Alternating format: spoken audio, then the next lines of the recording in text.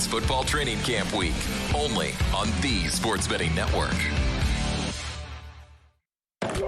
This is VSiN Training Camp Today with hosts Nick Whalen and Brandon Kravitz.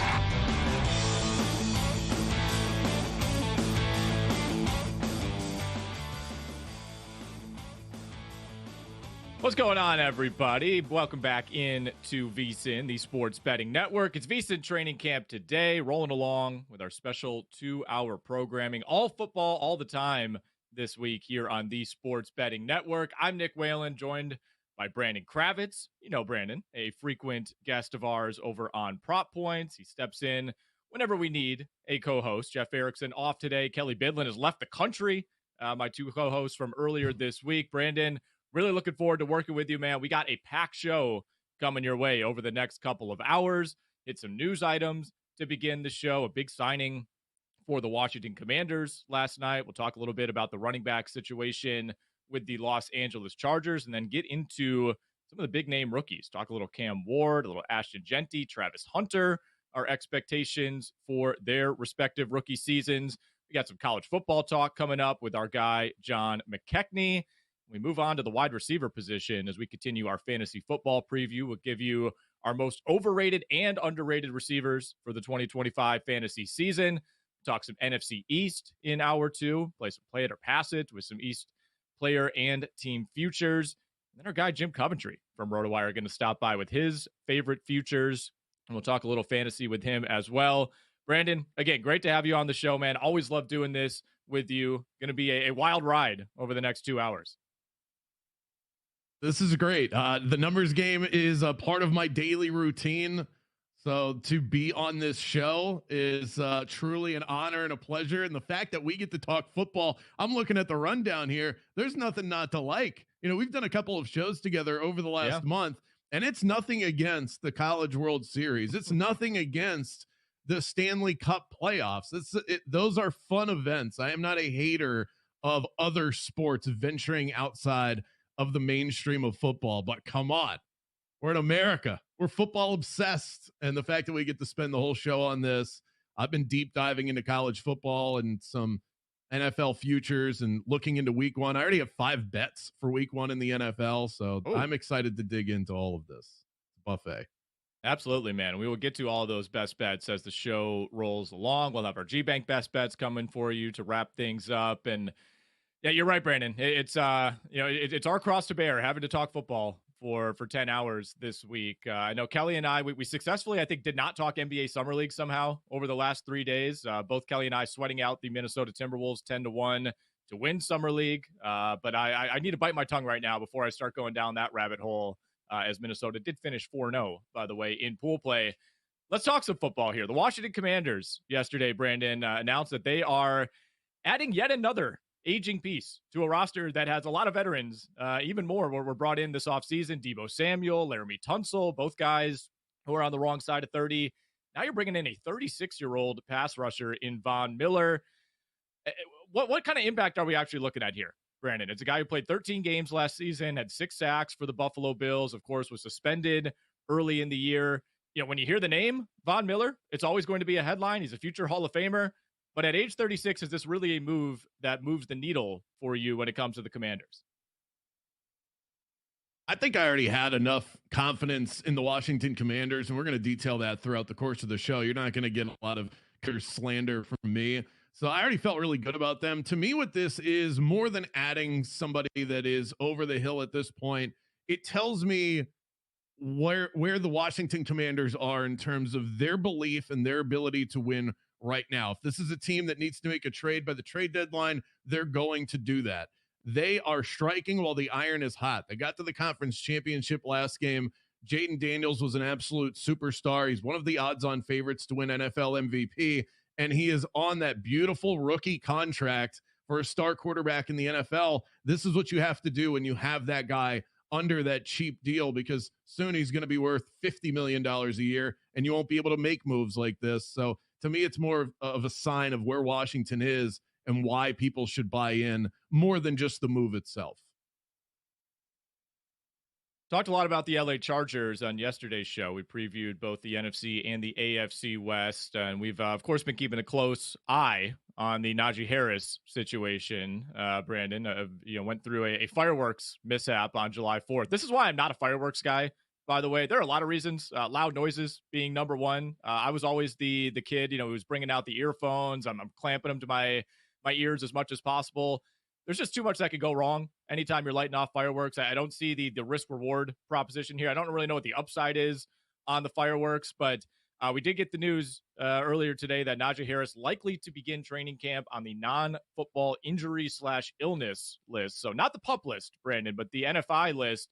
That, of course, according to Joe Hortiz, the GM of the LA Chargers.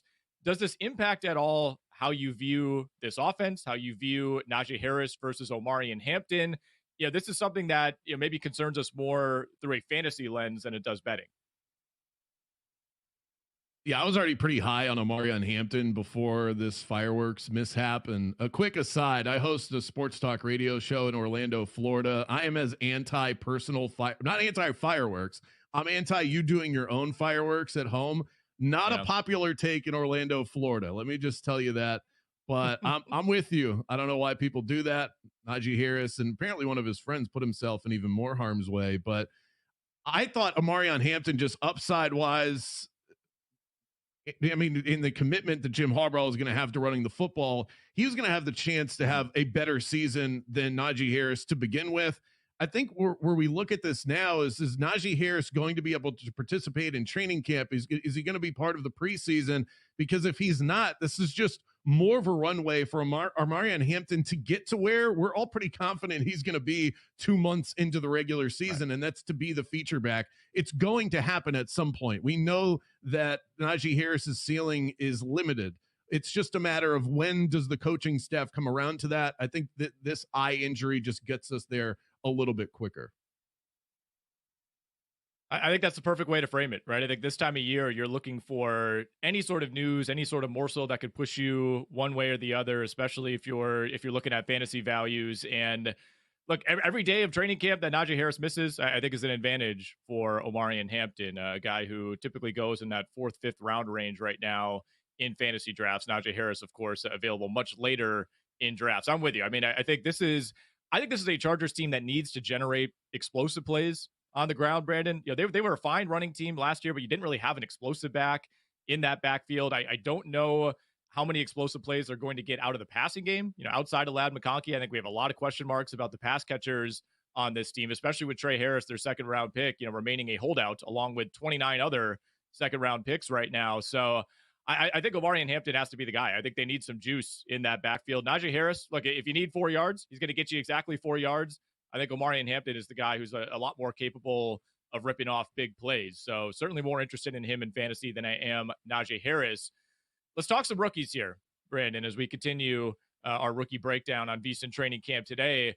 We haven't talked a ton about Cam Ward. Kelly and Jeff and I were batting this around on Monday. You're like, for a number 1 overall pick, for a guy who's a really fun player at the college level, it just doesn't feel like there's the requisite amount of hype. Maybe because it's the Tennessee Titans. It's a team that we feel, probably doesn't have a great chance to be this year's Commanders. But I think if somebody had told you going into last year that the Washington Commanders and Jaden Daniels would have the season that they had, not many people would believe you.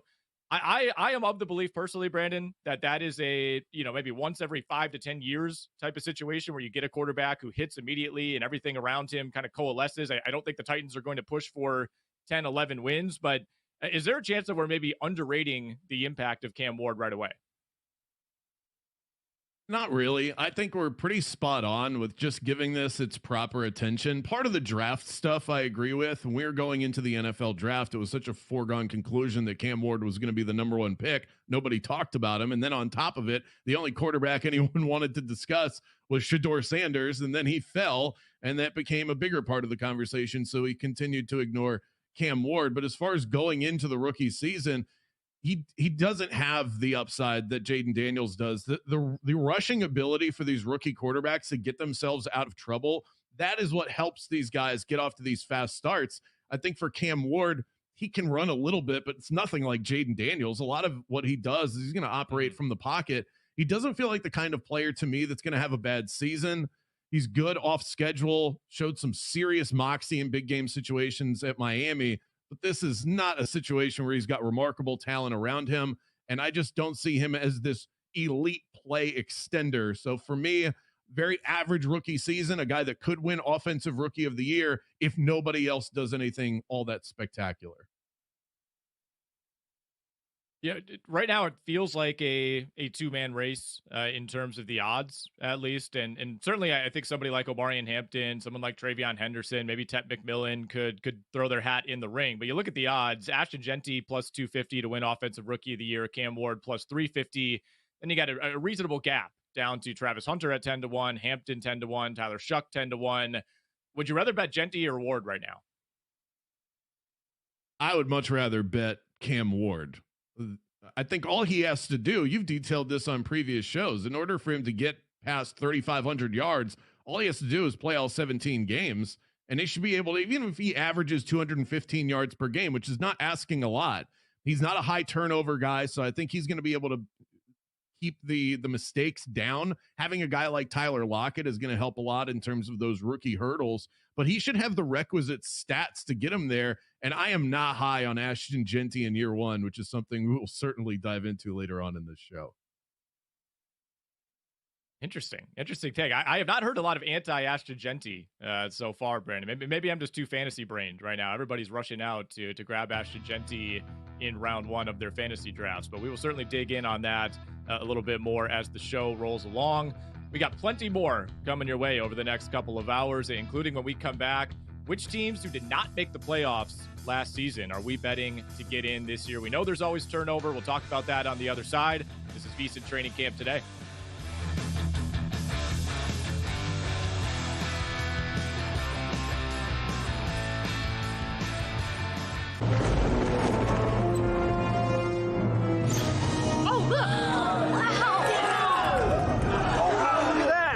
What's the guarantee? Eric? Mike, time to make history.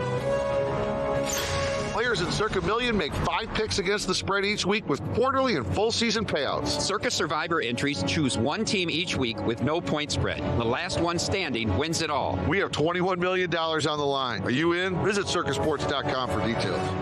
So, Paulie, have you had a chance to read the VSiN Daily yet? Yeah. Came in at 3 a.m. What's Bill doing up that late? Well, rumor has it starts off with a 12-hour meditation session. Then he just pours himself over film and live TV, really focusing and taking it all in.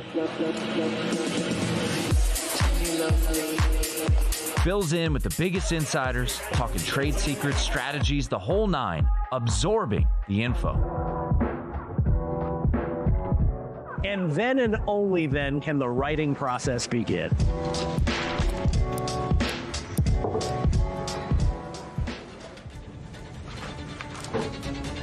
In Las Vegas, Bill's late night becomes your early morning. Wake up to the very latest betting insights in your inbox with the VSiN Daily.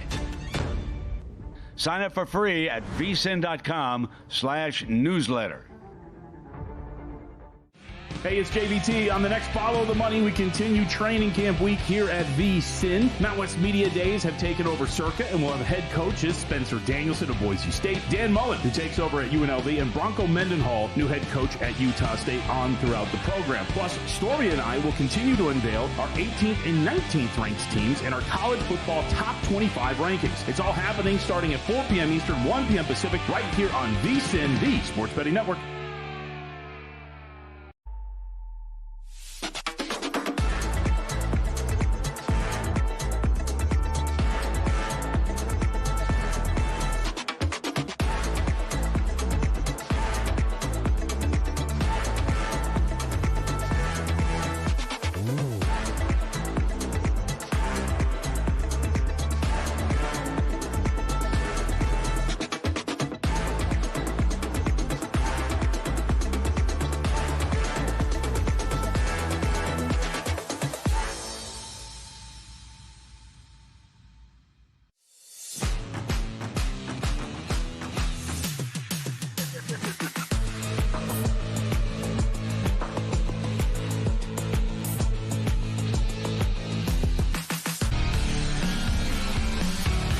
This is VSiN's Football Training Camp Week, only on the Sports Betting Network.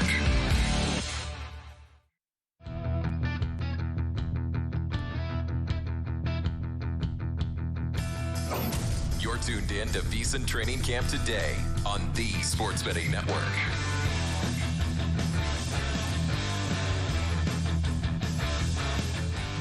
Welcome back into VSiN Training Camp today. It's training camp week all over the network, all football, all the time. We got plenty of NFL talk, some college football talk coming your way here on the program over the next couple of hours.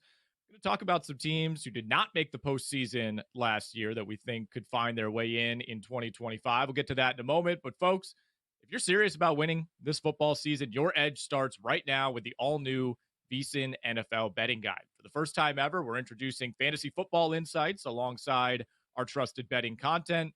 That means in-depth previews of all 32 teams, season win total analysis, best bets from your favorite VSiN experts, player props, betting projections, and now strategies to help you dominate your fantasy football draft. Right now, you can lock in VSiN's football special for just $175. You get full VSiN Pro access all the way through the Super Bowl, every betting guide, daily best bets, 24/7 video coverage, exclusive analytics, and all the tools you can find over at VSiN.com. But don't wait. This early bird pricing ends July 31st. Sign up today. Get your copy of the NFL betting guide at VSiN.com/subscribe. That's VSIN.com/subscribe. All right, Brandon Kravitz, this was your segment idea when we were scripting out this show earlier in the week. I love this. I've been really excited to talk about this. It's something that I think makes for such an interesting debate every single year. Teams that did not make the playoffs last season that we think can get in this time around. And look, anybody who follows the NFL knows this. On average, since the extra wild card spot was added, usually get 5, 6, even 7 new playoff teams each year across both conferences. Historically, if you look back over the last 20, 30 years, about 5 or 6, roughly 5.5 new playoff teams per season. Now, last year, of course, we only had 4, Minnesota and Washington in the NFC, the Chargers and the Broncos in the AFC. They replaced San Francisco and Dallas, Cleveland and Miami, respectively. Brandon, I'll kick this one to you first. If there is a team out there that you had to bet right now that did not make the postseason last year, what is your favorite bet at value? I think if we're talking at value, the Arizona Cardinals at plus 130 is really interesting to me. I think the NFC West is going to be the most chaotic division in the NFL. The 49ers should be back on track, but there's no guarantee. They're kind of going through this transitional period where it's becoming more of Brock Purdy's team than ever before. And we don't know what that's going to look like. They also haven't been the pillar of health the last couple of years. Sam Darnold takes over at quarterback for the Seattle Seahawks. You've got Cooper Kupp switching teams within the division. Matt Stafford isn't getting any younger. He's going to be 37 or already is 37 years old. I think Kyler Murray still has such a higher ceiling than we've seen flashes of it. He's had a stretch over the course of a month of play where he's looked like an MVP candidate. But if he's able to put it all together, I love the addition of Josh Sweat.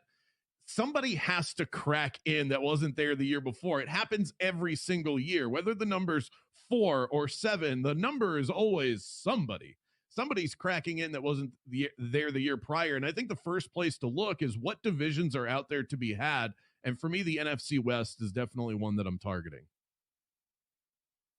I think San Francisco is the obvious one, right? And there's a reason that the 49ers are minus 200 to make the postseason. I'm not betting that. I think there are much better ways to find value if you want to bet San Francisco to have a even moderately successful season. So the Niners and the Bengals are the two that jump out as the obvious. Okay, we know the talent is there. We know the quarterback play is there for both of those teams, particularly Cincinnati. I think San Francisco makes the playoffs, partially because of that schedule. But again, I'm not betting it at minus 200.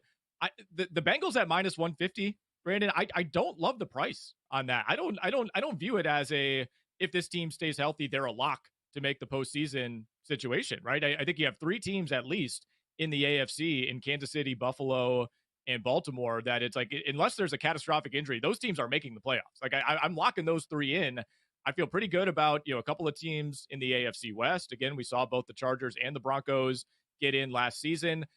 there's always chaos in the AFC North. Like, Cincinnati is somehow going to lose a game to Cleveland. Maybe that'll be week 1 if Zach Taylor's early season struggles continue.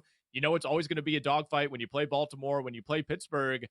I'm just a little bit lower on the Cincinnati team. Jeff and I talked about it throughout the week. He's a Bengals supporter, and even he says, I don't really know what's changed. They talked about having to improve this defense, not wanting to just pay up for the same roster.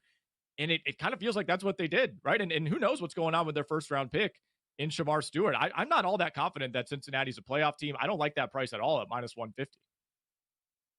In some ways, you could say as it stands right now, they've actually gotten worse because Trey Hendrickson and that contract situation has not yet been figured out. So that's part of the equation here. I don't think there's any way you can bet into that. At minus 150, you're essentially getting the same price on the Bengals as you are on the Washington Commanders, who are loaded on both sides of the ball and are in an easier division in the NFC East. And that's a big part of this too with Cincinnati. I do have them as a team that's making the playoffs that didn't make it from last year. So let me be clear about that. I am high on Cincinnati this year. I love Joe Burrow, who doesn't, and that offense should be good enough to get this team back. But if we're talking about pricing, there's no way I'm paying into minus 150 for them to make the playoffs. And that thought exercise, and this is the reason why I wanted to talk about this here, it is so hard to get, in order to get 6 new teams into the playoffs, Nick, you have to bump 6 teams out that made it last year. And that's a really tough thing to do. Buffalo's not going anywhere. Baltimore's not going anywhere. Kansas City is still going to be in the playoffs. I love the Chargers this year. You can see a world where Denver gets back. So you have 2 spots in the AFC. One of them has to go to a team inside of the AFC South because that's the way the playoffs work. So that leaves 1 spot available. At minus 150, you're that confident that Cincinnati is taking that one lone spot that could become available.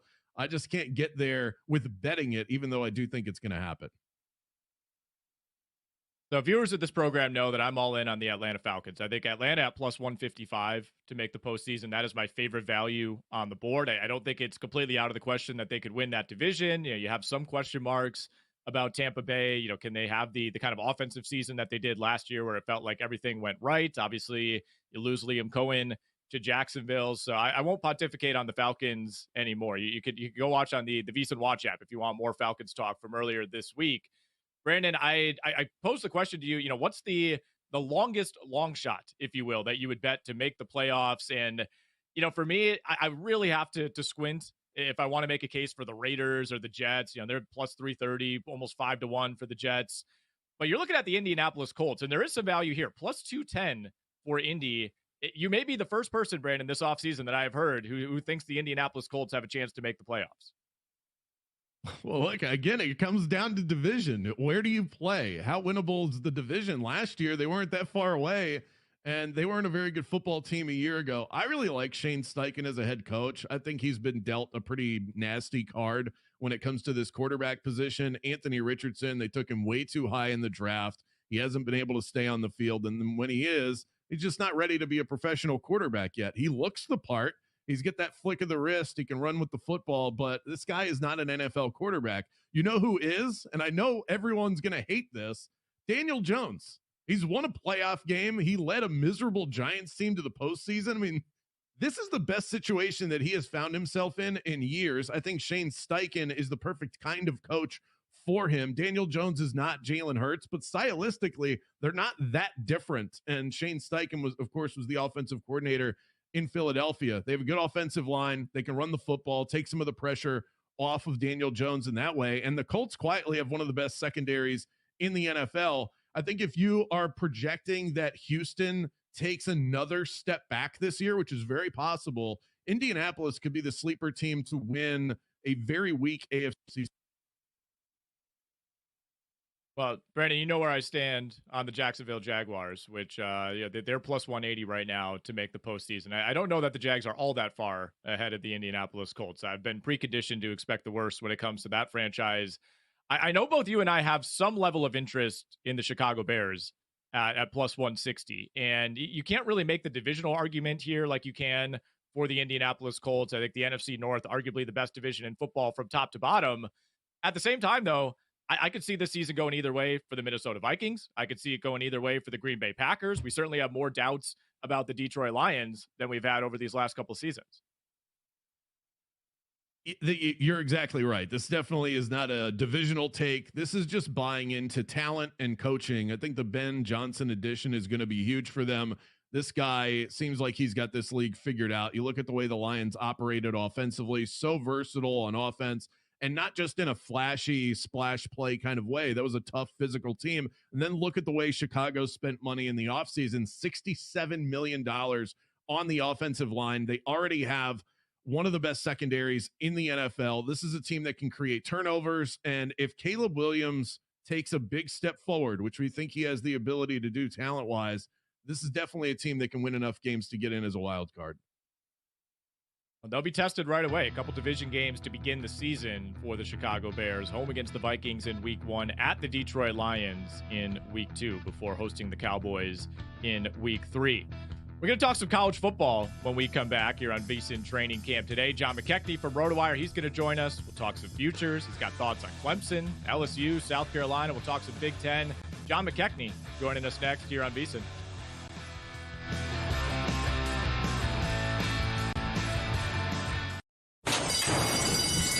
And they're off.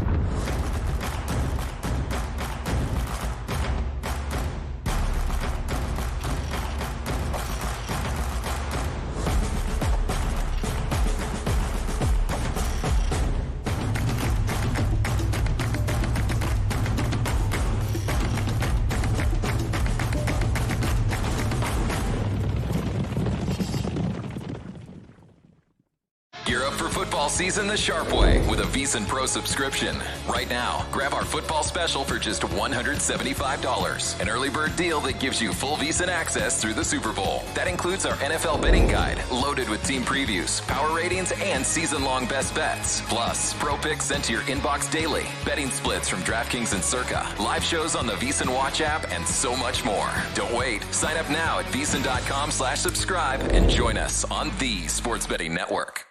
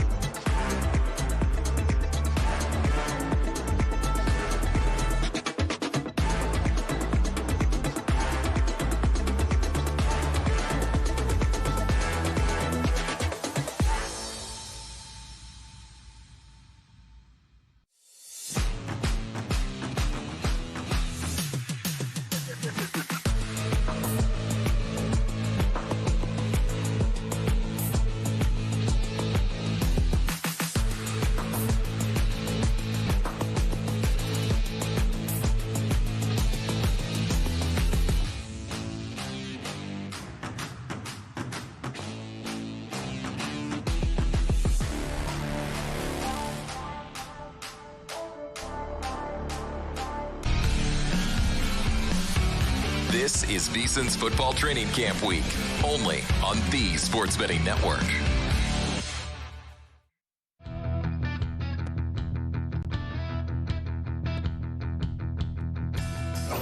You're tuned in to VSiN Training Camp today on the Sports Betting Network.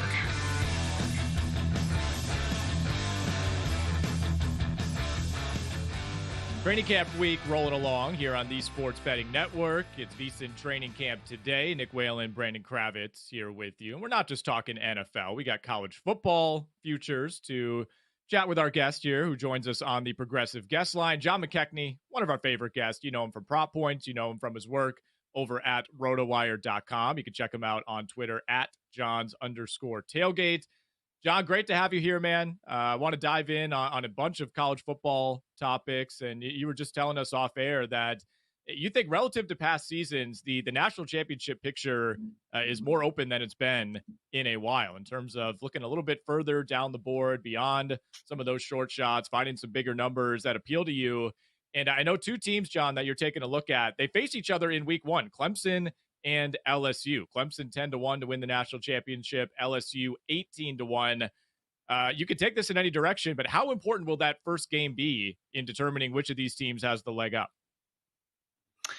Yeah, I think that, that we can go a lot of different ways here. I do think that with NIL and the transfer portal, we do kind of have a larger amount of haves than have-nots, teams that really do have a legitimate case to win the national championship this year. I think you look at the top of the board, like your Texas's, Ohio State's, Oregon's even. A lot of question marks, a lot of continuity issues that they have. So I think that there's potential for teams that do bring a lot back, like Clemson and like LSU, to really make a run here. I think in Clemson's case, I'll get to that in a second, but I think Clemson, it's been interesting to watch their national championship odds over the last couple of months. They've been a team that, I think they opened maybe something closer to 20-1.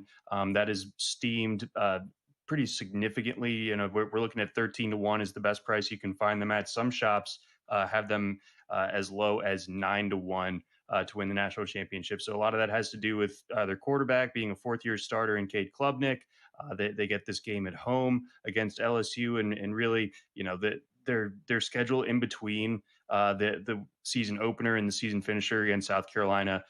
Being able to play in the ACC is just such an advantage for being able to pad wins. So I think that Clemson's in a really good spot here, even if they lose this game. Whereas LSU, you lose this game. Brian Kelly has done that I believe every single year that he's been at LSU. Then you have the SEC gauntlet. It's going to be a little bit trickier if LSU doesn't get the win here in week one. So that they are a little bit more under pressure here. But I do think that they have goods as well. Yeah, Brian Kelly needs to get off to a good start because apparently Nick Saban wants back in the coaching world. So I'm sure that LSU would be towards the top of his list. Kidding, sort of. But Cade Klubnik is an interesting one. He put together some pretty good numbers last year, but it felt like, in just watching him eye test wise and seeing how he performed in some of the biggest games, I came away feeling more meh on Cade Klubnik. Why the enhanced confidence? I'm seeing a lot of love for him. Anytime there's a ranking of top quarterbacks in college football that I look at, Cade Klubnik is on that list. What is it about him that should inspire confidence for those that want to be Clemson backers this year? Well, I think it comes down to, comfort within the system is huge, and it's rare at this particular level of college football. Usually if you get a guy who has a great third season in college football, he's gone. But that's not the case in Clemson here, and not the case for Garrett Nussmeier at LSU either. I think also the continuity for Clemson is colossal. I think they have 4 returning starters on the offensive line, and they have a receiving core that actually looks like a Clemson receiving core from the days when they were actually winning national championships a couple years ago. There was a sort of like a weird dry spell that they had in the earlier part of the decade where it just didn't feel like that they had those Clemson receivers. But Antonio Williams, Bryant Wesco, and a handful of other guys are nasty. They look like Clemson guys. So Klubnik is going to have a lot of help in that respect. And I think just being a little bit older, more seasoned, I think it is a big driver as to why people are confident in him and his ability to kind of take Clemson back to the mountaintop this year. John, I want to dig in with you on the Big Ten Conference. I know you have some thoughts at the top, but some value here in the win totals market as well. You told me earlier this week you are, quote, drinking the Kool-Aid on Illinois. Yes, the orange colored champagne flavored Kool-Aid for Illinois. I'm a believer. I think Burt is a bit of a program builder. I like him. I know that's probably not your favorite thing to hear as a Wisconsin fan. Even though that's a decade ago, I feel like that's still a bit of a nerve. Statute of limitations to strike is up there. on that one.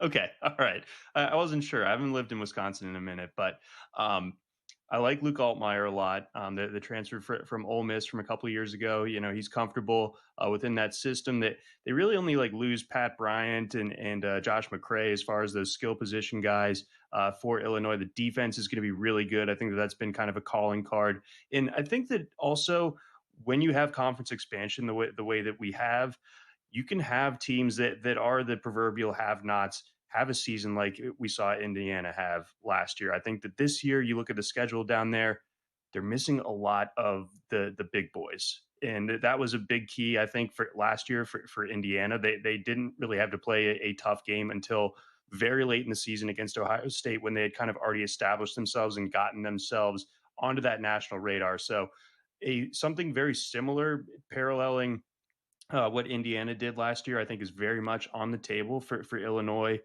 this year. So if you can get them at 7.5, I like that, but that's juiced a little bit. I like them over 8.5. And I think there's you wouldn't want to put everything on it, but there's a path for them to making the college football playoff, especially if you have teams like Oregon or Michigan elsewhere in the Big Ten kind of taking step backs. I know Michigan didn't make it last year, but Oregon, I think, would be the team that's ripe from that conference to take a step back. And with that, Illinois steps forward and potentially gets like the last playoff spot.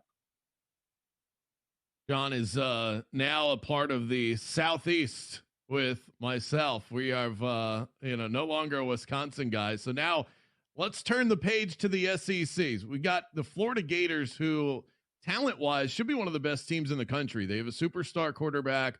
They return a bunch of starters on the offensive line. They have the best center in college football. However, their schedule is a complete gauntlet, and their over-under is sitting at 7.5. Juice to the under. You can get the over at plus 110. I think this is a really good football team. I struggle to figure out how they come up with 8 wins with the schedule that they have. John, would you be willing to take a stab on the over, just betting on talent? Yeah, it all really comes down to DJ Lagway, because I think if you viewed him through the optimist lens last year, where it's like, okay, this is his first year starting, that they had a gauntlet of a schedule last year as well. Everyone's playing the same schedule, just flipped this year. So he had some, games against really tough teams. He looked really good against Georgia before he got injured in that game. So I think, sometimes in college football, if you do just have the transcendent talent at quarterback, it can hide a lot of other things on your team and kind of give you that leg up and ultimately get you over the top. So I circled that LSU game and the Ole Miss game a little bit later on as the big measuring sticks for where this Florida program is. Having to go to LSU, I think is going to be huge. For both sides. I opened the segment talking about LSU and the road that they have this year. And Ole Miss too. They do lose Jackson Dart. They lose Trey Harris. They lose some pieces from that backfield. But when you play them in November in Oxford, it's going to be a more fully fleshed out version of Ole Miss. Like I would, if I'm Florida, I wish I'm playing them in September, catching them early while they're still kind of getting things figured out under Austin Simmons, so that if the cake is fully baked at Ole Miss and it's good, that's going to be really, really tough sledding for this Florida team. So long way of saying, I do think that Lagway is good enough to where they find their way to 8 wins, but asking for anything more with that schedule, I think is probably a bridge too far. All right, John, we got time for one more. About 30 seconds left here. I want to get your quick thoughts on the Heisman race, your favorite Heisman bet, and then I'll ask you this. If you're not betting a quarterback, who are you betting? If I'm not betting a quarterback, it's got to be Jeremiah Smith. He is, I mean, it's like watching T.O. or something. It's absolutely ridiculous. But I think for me, I don't love the odds on Arch Manning, so I'm gonna sit that out. If Texas is to lose to Ohio State, I bet we get a friendlier number for that after week 1. So right now, Heisman race to me is a little bit more of a wait and see. National championship is one that I'm trying to pounce on and put some money down now before the season. But Heisman, I think it's pretty wide open this year. And with some of the odds for the favorites, I'm sitting until we see a little bit of action in season. There we have it. John McKechnie, everybody. Find all of his great work for us over at rotowire.com. Check him out on Twitter at Johns_tailgate. Talking some fantasy when we come back here on VSiN Training Camp today. Brandon Kravitz is going to tell us why he's out on George Pickens, why he's out on Travis Hunter. Wide receiver talk for fantasy football coming here. As sports fans, we may cheer for different teams, but there's one thing that we can all agree on. We want the game to be big. And with 3 levels, 30 cabanas, a 143-foot screen, 6 clean pools, and endless cold drinks, it doesn't get any bigger or any better than Stadium Swim in Las Vegas. All sports, all seasons. It's more than a pool deck. Stadium Swim is the only thing like it in the world. You're in it now. VSiN's football training camp week is underway all week long. Our experts are breaking down season-long props, futures, fantasy draft strategy, playoff picks, and award predictions. Everything you need to be ready for when the season kicks off. And every morning at 10 a.m. Eastern, catch VSiN Training Camp Today, your daily deep dive into sleepers, sharp bets, and expert analysis. This is your camp, your prep, your edge. Only on VSiN, the sports betting network.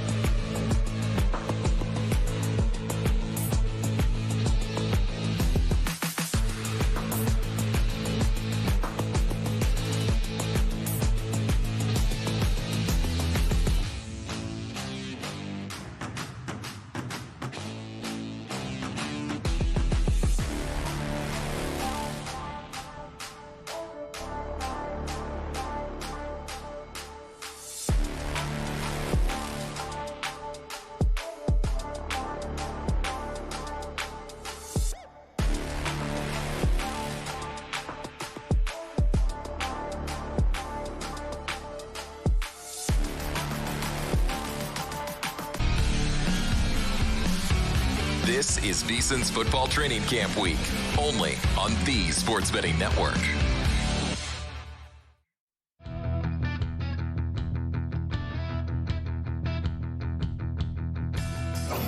You're tuned in to VSiN Training Camp today on the Sports Betting Network.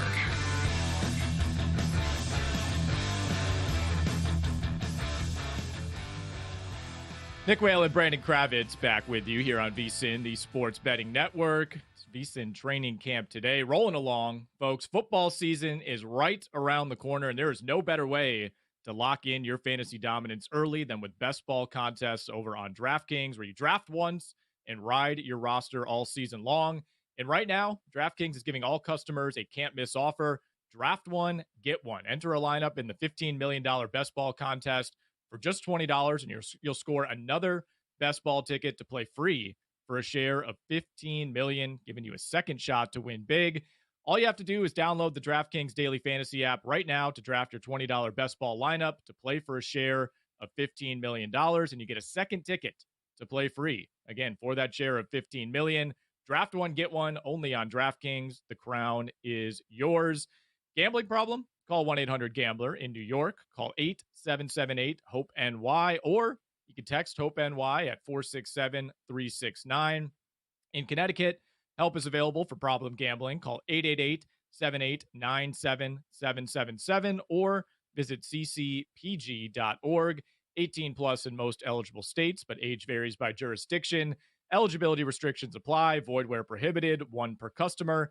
Enter the Best Ball $15 million headliner contest by September 4th, 2025 to get one bonus entry. $20 entry fee required. Reward expires in 30 days. See terms at DraftKings.com/NFL-best-ball. Sponsored by DraftKings. All right, Brandon, we are moving on to the wide receiver position as we continue our fantasy football preview here on VSiN Training Camp Week. Had a lot of fun talking quarterbacks, talking running backs over the last couple of days, and I have asked you for a list of your most overrated and most underrated receivers in fantasy this season. We'll start with the overrated side of things, Brandon. I think this is going to be a little juicier, so tell me about some receivers who you are not in on at their current cost.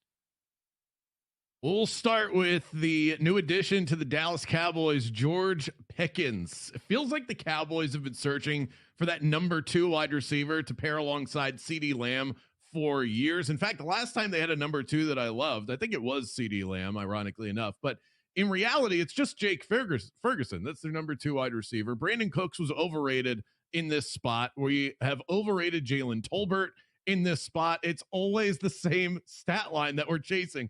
650-ish yards, 7 or 8 touchdowns. That's good enough for a bye week replacement, a flex option in a deeper league, and nothing more. Pickens does have more talent than those guys, but he's also been the least professional of all of those players. Not exactly the type of guy that I am reaching for. I think more fool's gold than anything else. When we are drafting, or if you're overdrafting George Pickens, I think you're chasing the star on the helmet. Never a good idea. Right now, he's wide receiver 28 in drafts, going ahead of guys like Chris Godwin, Jordan Addison, Chris Olave. No thanks on that. I also have Juwan Jennings on my list. Not huge on wide receivers, that it takes 4 seasons to have a breakout year. Prior to last year, his career high was 416 yards. I do think he's a good player. He's just overvalued, and now he's trying to cash in on this opportunity financially. I don't blame him. He's the number 1 option in a pass game, until Brandon Ayuk returns to the field. Of course, George Kittle's still part of the mix as well, but it doesn't make him any more appealing in fantasy that he's worried about cashing a check. If he misses time in training camp, it's just more of a reason to fall in love with Ricky Pearsall. And then my final on the overrated list is your guy, Travis Hunter. I feel like a broken record at this point with Hunter. I've said this so many times on various shows over the last 2 months. I think I could talk myself out of Travis Hunter in my sleep at this point. He is a total wild card. And if he wasn't the college superstar, Heisman Trophy winning name that he is, this is not a situation that we would be buying into. He is maybe the number 2 in an offense that might be decent, and he's going to split time between offense and defense potentially, and they have a new head coach, and they have a bottom 5 offensive line, and a superstar wide receiver who's going to garner over 140 targets. Does that sound like somebody that we should be overdrafting?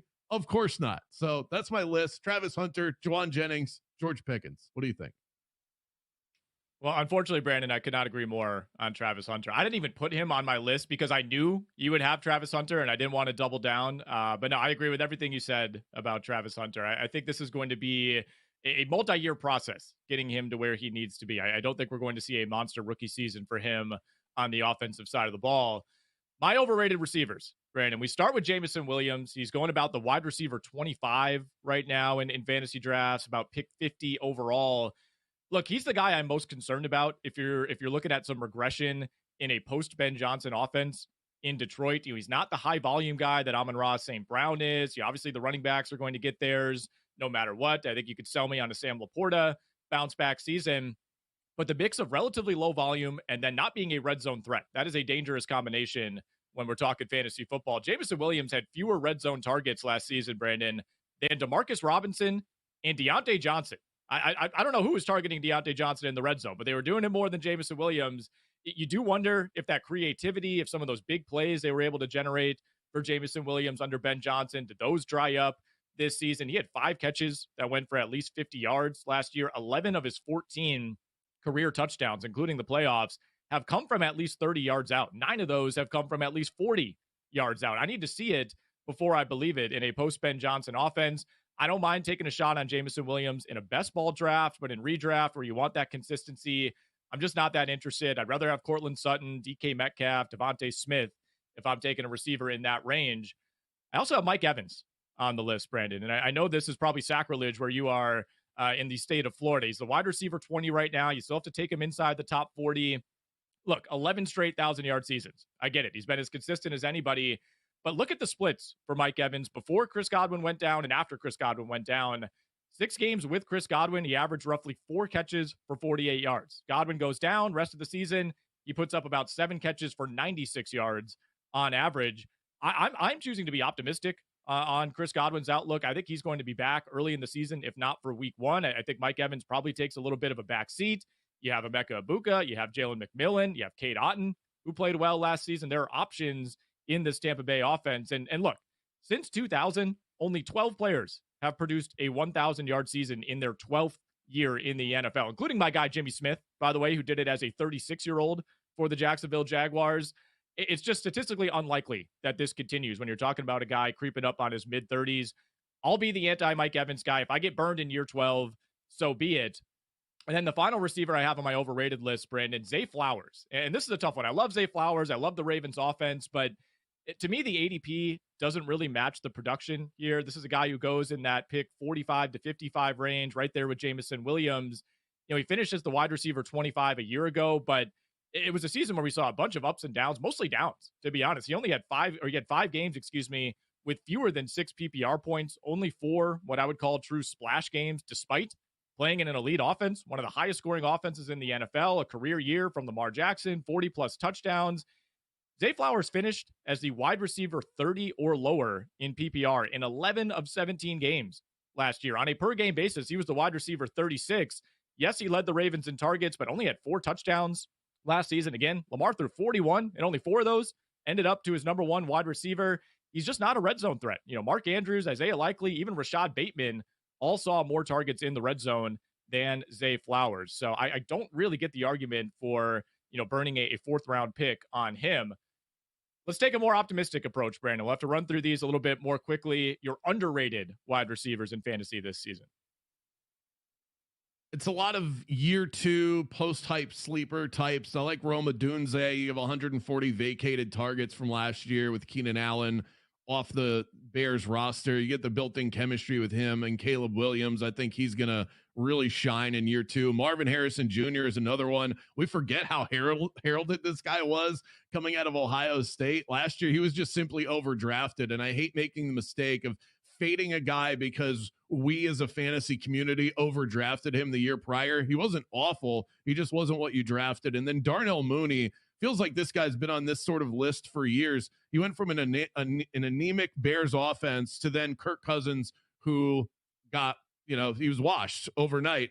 Now he has the best deep ball passer in Michael Penix Jr. that he will have had in his entire career. So I like Darnell Mooney. Also over 750 receiving yards on the season. Not a bad way to look for him. All right, I'm all in on Josh Downs, a guy you could still get after pick 100 in a lot of leagues. I know we're not fired up about the Colts quarterback position, but I think he's somebody who's going to emerge as their top target.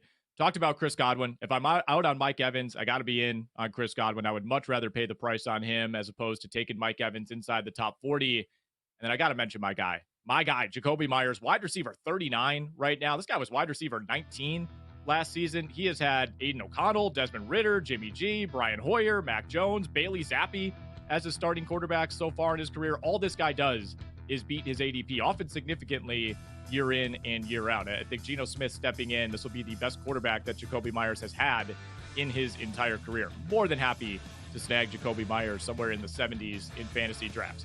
We got to hit a break here on VSiN Training Camp today. We're going to preview the NFC East when we come back. Stay tuned.